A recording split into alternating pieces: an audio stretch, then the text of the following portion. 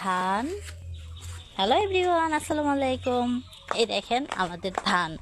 না না না, ধানে যাওয়া যাবে না, বৃষ্টি ঠিক মতো হচ্ছে না দেখে ধান শুকাচ্ছে না। ধানগুলো কি অবস্থা, বাচ্চা তো ঘরে থাকবে না। এই দেখেন এই খাড়া দুপুরে বের হয়েছে, শান্তি নেই।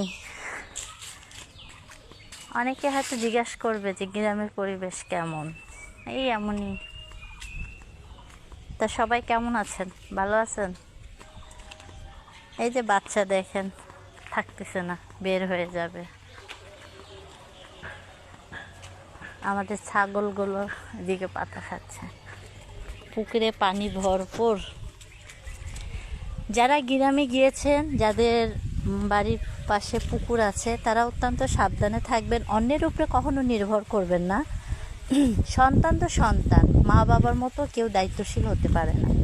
আর বেশি মানুষের ভিড়েই কিন্তু দুর্ঘটনাগুলো ঘটে যায়। তো সবাই সাবধানে যার যার বাচ্চা কাছে নিয়ে কাজ করবেন। যদি বাচ্চাকে বাইরে ঘোরাতে চান তাহলে নিজে বের হবে, নিজে বের হয়, নিজে বাচ্চাকে সঙ্গ নিয়ে থাকবে। এই দেখেন আমার বাচ্চা বের হতে চাইছে, এখন ওকে হাঁটতেছে। তো গতকাল থেকে গার্মেন্টস বন্ধ হবে।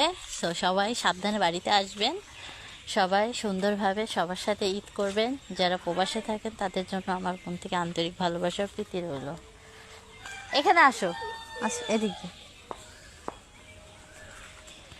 তো আন্তরিক প্রীতির ভালোবাসা। এই দেখেন আমাদের নার্সারি অবশ্যই লিচু বাগান। আসলে গ্রামের পরিবেশ তো, এগুলো পুরো এরিয়াটা হয়েছে আমাদের গ্রামের পরিবেশ। তো যার কারণে হয়তো অনেকে আবার ভাববেন যে আপনারা এগুলো কি পরিষ্কার করেন না। আসল কথা, রাস্তা তো এটা, গাছের পাতা পড়তেই থাকে, তা পরিষ্কার করা হয় না। এগুলো তো করা যায় না। কাঁঠাল খাবেন? কাঁঠাল এই দেখেন আমাদের গাছে অনেক কাঁঠাল, আলহামদুলিল্লাহ। কাঁচা কাঁঠালের সিদ্ধ কে কে খান কমেন্ট করে জানাবেন। আল্লাহ বাঁচিয়ে রাখলে এই তো কাঁচা কাঁঠালের সিদ্ধ খাওয়া হবে। হ্যাঁ,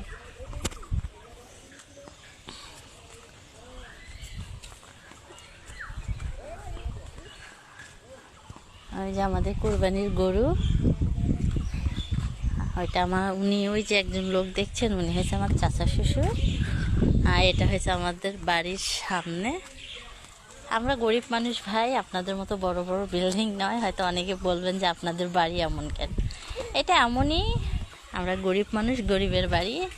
আমাদের এই ঘরটা কালার করা হয় না। আমাদের 3 চাচা আমার শ্বশুর মিলে থাকে, তো তাই। তো সবাই আমার ভিডিওটা কেমন লাগলো সবাই কমেন্ট করে জানাবেন ও পাশে থাকবেন। টাটা, বাই বাই, আসসালামু আলাইকুম।